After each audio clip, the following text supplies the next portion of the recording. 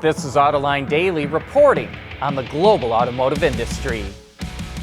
Tesla's stock took a hit after its second quarter earnings were lower than analysts expected. Despite setting record deliveries in the quarter, the company posted an operating loss of nearly $170 million and a net loss of over $400 million. Because of that, its shares fell about 12% in after-hours trading. But it's not all doom and gloom for Tesla. Even though it lost money, it was less than before, and it's generating more cash. This means the EV maker could be on its way to breaking even in the next quarter. So while it is disappointing to lose money, all is not lost for Tesla. Ford also reported earnings that were lower than analysts expected.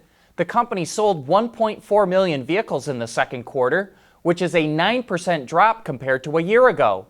Its revenue of $38.9 billion is about the same as last year. However, its net profit plunged 86% compared to a year ago due to restructuring charges in Europe and South America.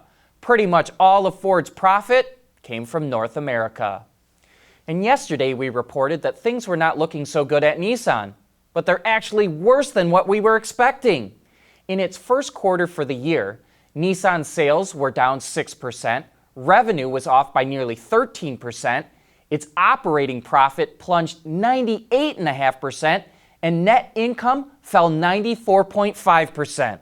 As a result, the automaker will be making a number of cuts. Roughly 12,500 employees will lose their jobs, and it will slash its production capacity and size of its lineup by 10%. And we're already seeing the first casualty of that. Nissan confirmed with Autoblog that it will not offer the Rogue Hybrid in 2020. And according to Ward's intelligence data, Nissan has sold about 140,600 Rogues so far this year in the US, but only 2,100 of those were hybrids.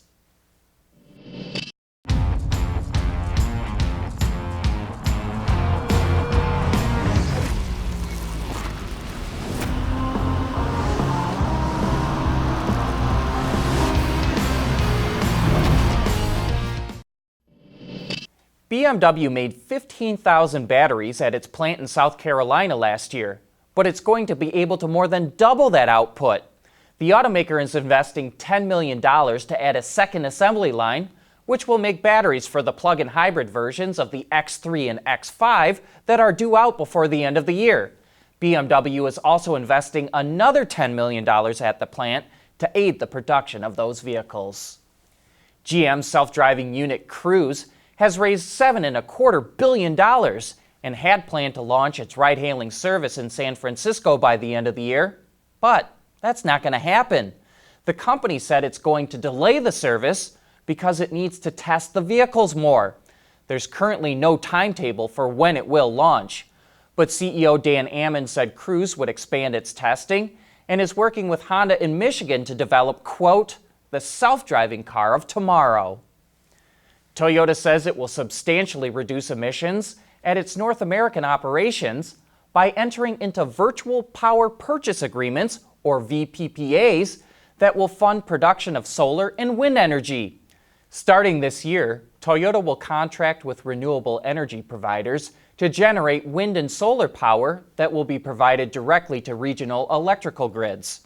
The renewable energy will help reduce the use of fossil fuels while improving the sustainability of the electric grid. By doing this, the company expects to cut emissions from its North American operations by up to 40% over the next 3 years. Autoline Daily is brought to you by Bridgestone Tires. Your journey, our passion. DuPont. Transforming industries and improving lives through material science. And also by Yazaki. Chevy revealed the fuel economy numbers for the Silverado 1500 with the 3-liter Duramax diesel. The 4x2 models get 23 mpg in the city and 33 mpg on the highway, while 4x4 models get the same number in the city and 29 mpg on the highway. Chevy brags its highway fuel economy number is 10% better than the Ford F-150 diesel and 22% higher than the 2018 Ram 1500 diesel. Chevy will start delivering the Silverado diesel to customers in September. A few years back, we showed automatic window tinting technology from the supplier Continental, and it's continuing to make improvements to the system. The thin film that's sandwiched between the glass now consists of liquid crystals that are mixed with tiny paint particles. When low AC voltage is applied, the crystals and paint clump together or spread apart to change the opacity of the window. The change happens much faster than before, and different colors can be used now as well.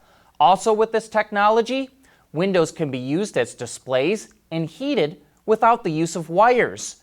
When connected with the locking system, the windows could be defrosted as soon as the driver approaches the car. Continental even says it could be used on cameras for autonomous systems, so sun glare won't impact their performance. And hey, be sure to tune in to Autoline After Hours this afternoon. Our special guest is Dave Rand, a former GM designer, who will provide his insights and observations about the Concours d'Elegance that will be held this weekend in Plymouth, Michigan. Also joining us for that show will be Christy Schweinsberg of Ward's Auto and Joe DiMatteo of Haggerty. That's today at 3 p.m. Eastern Time on our website, autoline.tv. But that wraps up today's report. Thanks for watching. We'll see you again tomorrow.